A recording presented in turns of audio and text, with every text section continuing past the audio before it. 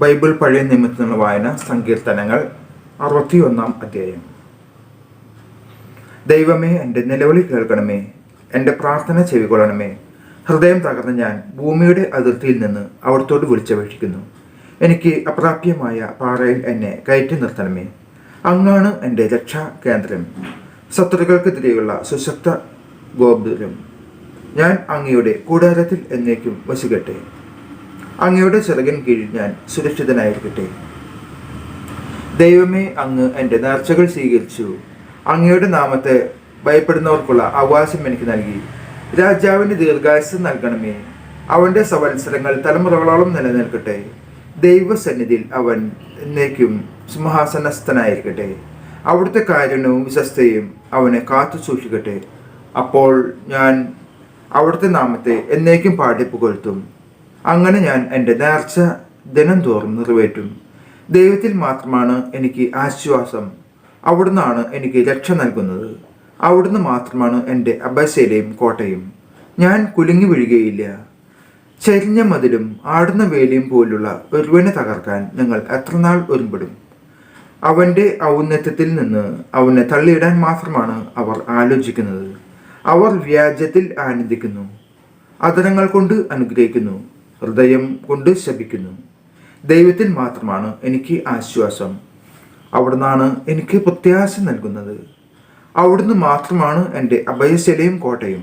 എനിക്ക് കുലുക്കം തട്ടുകയില്ല. എൻ്റെ മോചനവും മഹിമയും ദൈവത്തിലാണ്. എൻ്റെ രക്ഷാശിലയും അഭയവും ദൈവമാണ്.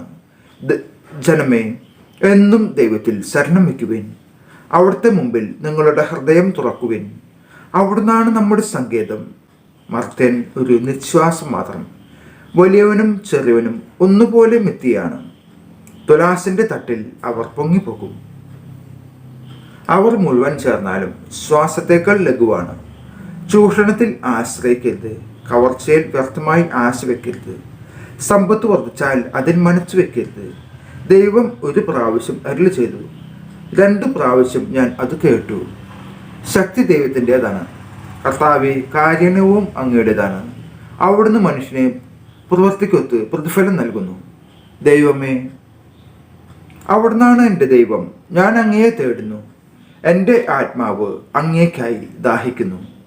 ഉണങ്ങി വരണ്ട ഭൂമി എന്ന പോലെ എൻ്റെ ശരീരം അങ്ങയെ കാണാതെ തളരുന്നു.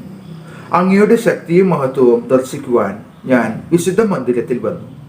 അങ്ങയുടെ കാരുണ്യം ജീവനേക്കാൾ കാമ്യമാണ്. എൻ്റെ അധരങ്ങൾ അങ്ങയെ സ്തുതിക്കും. എൻ്റെ ജീവിതകാലം മുഴുവൻ ഞാൻ അങ്ങയെ പുകഴ്ത്തും. ഞാൻ കൈകളുയർത്തി അങ്ങയുടെ നാമം വിളിച്ചപേക്ഷിക്കും. കിടക്കയിൽ ഞാൻ അങ്ങയെ ഓർക്കുകയും രാത്രിയാമങ്ങളിൽ അങ്ങയെക്കുറിച്ച് ധ്യാനിക്കുകയും ചെയ്യുമ്പോൾ ഞാൻ മജ്ജയും മേധസ്സും കൊണ്ടെന്ന പോലെ സംതൃപ്തി അടഞ്ഞു. എൻ്റെ അധരങ്ങൾ അങ്ങേക്ക് ആനന്ദഗാനം ആലപിക്കുന്നു. അവിടുന്ന് എൻ്റെ സഹായമാണ്. അങ്ങയുടെ ചിറകിൻ കീഴിൽ ഞാൻ ആനന്ദിക്കും. എൻ്റെ ആത്മാവ് അങ്ങയോട് ഒട്ടിച്ചേർന്നിരിക്കുന്നു. അങ്ങയുടെ വലുത് കൈ എന്നെ താങ്ങാൻ നിർത്തുന്നു. എൻ്റെ ജീവൻ നശിപ്പിക്കാൻ നോക്കുന്നവർ ഭൂമിയുടെ അഗാധഗർത്തങ്ങളിൽ പതിക്കും. അവർ വാളിന് ഇരയാകും. അവർ കുറുനരികൾക്ക് ഭക്ഷണമാകും. എന്നാൽ രാജാവ് ദൈവത്തിൽ സന്തോഷിക്കും. അവിടുത്തെ നാമത്തിൽ സത്യം ചെയ്യുന്നവർ അഭിമാനം കൊള്ളും. നുണയരുടെ വാ അടഞ്ഞു പോകും. നമ്മുടെ കർത്താവായ യേശു മിശിഹായ്ക്ക് സ്തുതി.